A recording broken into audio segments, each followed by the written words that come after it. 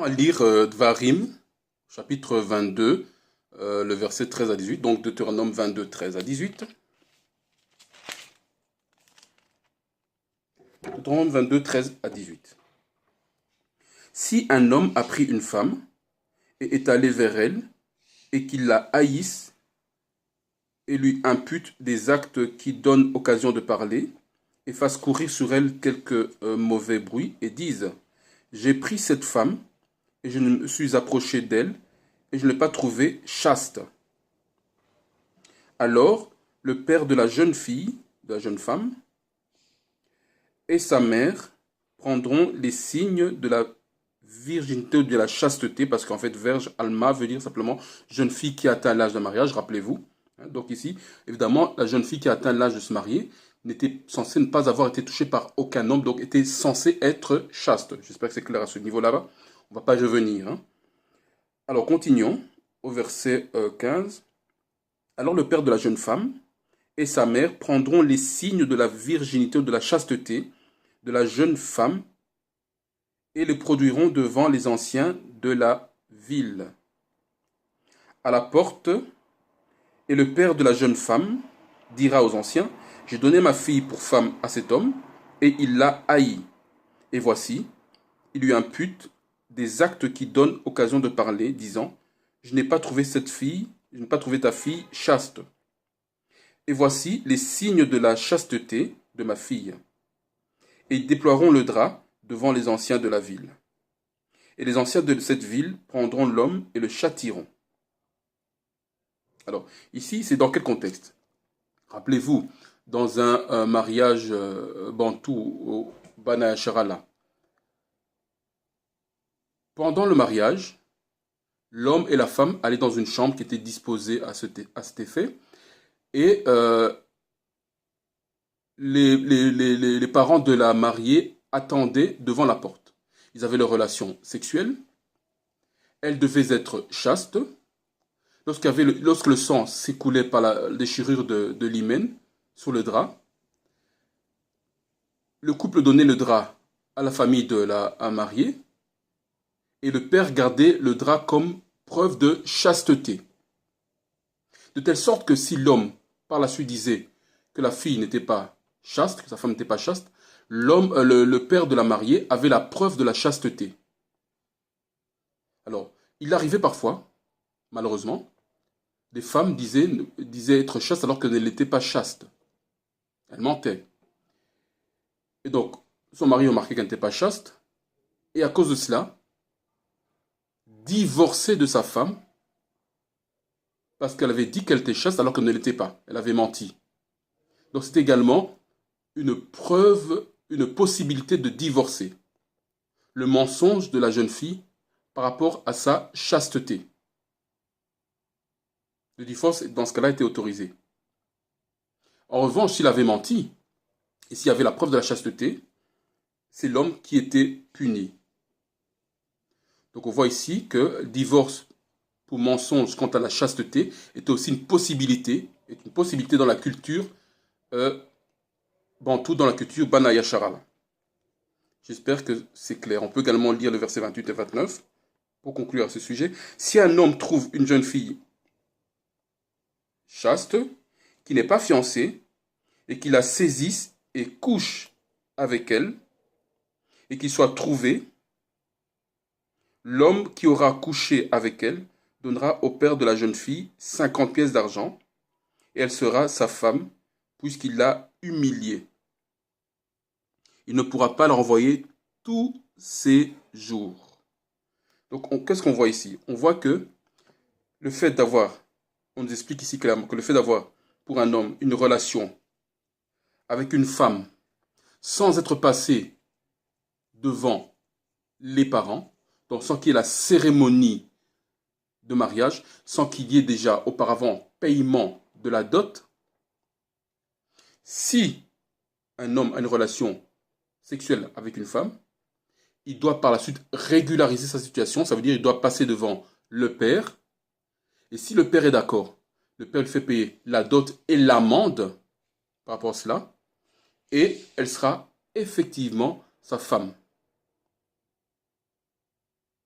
Donc ceux qui disent que la relation sexuelle, comme ils disent entre guillemets, prémaritale est un péché, ce n'est pas un péché.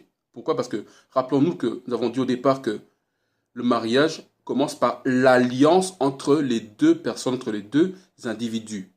Quand ils ont une alliance, sont d'accord ensemble, par la suite les familles passent l'alliance, ça se cristallise, ça se concrétise donc par la relation sexuelle. Mais le mariage commence avec l'alliance des deux individus, j'insiste là-dessus, que ce soit bien clair. Dès que les deux individus ont passé l'alliance entre eux, le créateur est au courant de cette alliance-là. Pour le créateur, c'est valable. Le reste n'est que la matérialisation ou la concrétisation de cela. Le fait de verser la dot, de passer devant les familles, c'est la concrétisation de cela. J'espère que c'est clair. Comment puis-je illustrer cela autrement? Imaginons que vous passez votre permis de conduire, vous réussissez le permis de conduire, mais vous n'êtes pas encore allé à l'administration communale retirer effectivement le permis de conduire. Lorsque vous conduisez, imaginons que vous conduisez, et la police vous arrête, contrôle votre permis. Vous direz, mais écoutez, j'ai déjà réussi mon permis, je l'ai passé, mais je n'ai pas encore été le rechercher à l'administration communale. Le policier tapera dans l'ordinateur, verra effectivement que vous avez passé le permis et que vous avez la possibilité de conduire. Donc vous disposez d'une autorisation, d'un permis de conduire. Il pourra tout simplement vous laisser aller en disant allez rechercher rapidement votre permis. Ou il pourra vous dire je vous donne juste une amende administrative, mais pensez à aller rechercher votre permis. Ce sera la discrétion du policier. Vous ne serez pas porteur de votre permis, donc ça veut dire qu'il ne sera pas sur vous, mais vous êtes titulaire, ça veut dire que vous avez déjà le permis de conduire. J'espère que j'ai bien illustré et que c'est assez clair, n'est-ce pas? Alors, continuons. Quelques aspects pratiques de la polygénie. À quoi ça sert finalement la polygénie? Et je rappelle ici que la polygénie n'est pas une obligation. Ce n'est pas tout homme qui est obligé d'être polygène. Certains le seront, d'autres ne le seront pas. Tout comme ce n'est pas tout homme qui est obligé de se marier, d'avoir même une seule femme. Certains se marieront, auront une femme, d'autres préféreront rester tout simplement célibataires. Ce sont des possibilités, ce ne sont pas des obligations. Mais j'insiste sur le fait que la polygénie n'est pas un péché. Alors, quelques aspects pratiques de la polygénie. Bereshit 28, 3, 4. Genèse 28, 3, 4. Lisons. Et que le Tout-Puissant Yahweh te bénisse et te fasse fructifier et te multiplie, afin que tu deviennes une assemblée de peuples et qui te donne la bénédiction d'Abraham à toi et à ta semence avec toi, afin que tu possèdes le pays où tu as séjourné, lequel le Tout-Puissant a donné à Abraham. Donc ici, c'est Yitzhak qui prononce des bonnes paroles ou qui bénit Jacob. Et il lui dit au verset 3 et 4, qui se multiplie, qui se fructifie. L'un des aspects pratiques, le premier aspect pratique de la polygénie, c'est la construction d'une nation. Rappelez-vous, lorsque nous étions en Misraïm, nos ancêtres étaient en Égypte, les Égyptiens, Pharaon, craignaient que les Abaraya ou les Hébreux deviennent plus nombreux qu'eux. Pourquoi? Parce que c'est grâce à la polygénie que les Hébreux, que nos ancêtres se reproduisaient plus rapidement que les Égyptiens. C'est pour ça qu'il avait demandé aux femmes, aux infirmières, aux femmes qui aidaient à accoucher, de tuer les garçons qui naissaient. C'est un aspect pratique de la polygénie. Ça permet de construire une nation, de se multiplier, de se fructifier. Alors, un deuxième aspect de la polygénie, elle permet une alternative pendant la période d'indisposition de la femme.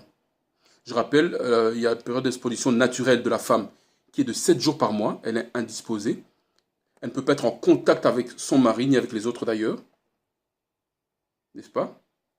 Et d'ailleurs, après la naissance d'un enfant, si c'est une fille, la période est portée à 40 jours. Et si c'est une femme, si une petite fille, si c'est un garçon, pardon, la période est portée à 40 jours. Si c'est une petite fille, la période est portée à 80 jours. On retrouve ça dans Lévitique, Vaïkra 12, lisons d'abord 18-19. Lévitique 18-19. 18-19. Et tu ne t'approcheras point d'une femme durant la séparation de son impureté pour découvrir sa nudité. Lévitique 12, 2 à 5.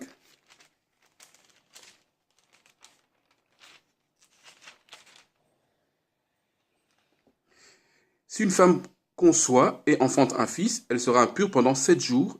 Elle sera impure comme au jour de l'impureté de ses mois. Et au 8e jour, on circoncira la chair du prépuce de l'enfant. Elle demeurera 33 jours dans le sang de sa purification. Elle ne touchera aucune chose sainte, donc pendant 40 jours. Elle ne viendra pas au sanctuaire, jusqu'à ce que les jours de sa purification soient accomplis. Et si c'est une fille qu'elle enfante, elle sera impure 2 semaines, comme dans sa séparation. Elle demeurera 66 jours dans le sang de sa purification, donc en tout 80 jours. Ça permet à l'homme une alternative pendant la période d'impureté ou de mise à part,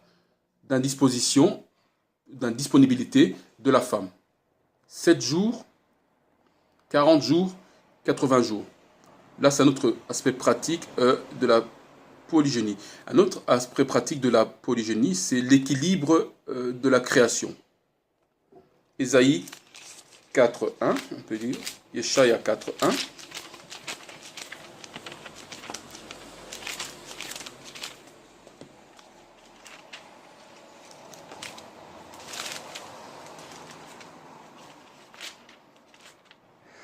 Ésaïe